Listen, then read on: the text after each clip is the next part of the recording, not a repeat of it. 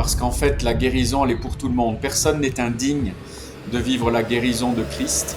Moi, j'aime beaucoup cet homme qui, à un moment donné, a une main sèche et qu'il cache, et Jésus va voir qu'il cache sa main. Il va devant tout le monde, il va dire, sors cette main qui te fait honte, cette maladie qui te fait honte, cette maladie que tu caches aux autres, et montre-la moi. Et Jésus, il veut pas humilier cet homme, il veut au contraire qu'il sorte ce qu'il cache pour qu'il découvre en fait qu'en Jésus, on n'a pas à cacher quoi que ce soit et qu'il est celui qui nous guérit. Il y en a peut-être qui ont honte de leur maladie, qui n'osent pas en parler, peut-être une maladie comme la dépression que moi j'ai eue, et ce sont des choses, on se dit, oh là, mais bon, est-ce que Dieu peut guérir l'âme, le cœur, ou bien c'est une maladie dans votre corps qui vous gêne, qui entraîne un handicap, et vous voudriez tellement en être débarrassé, ça vous fait honte, alors vous ne devriez pas avoir honte, mais c'est comme ça, parce qu'il y a le regard des autres, et le Seigneur nous dit, mais non, n'aie pas honte de qui tu es, ni de ce qui t'arrive, apporte-le-moi tout simplement.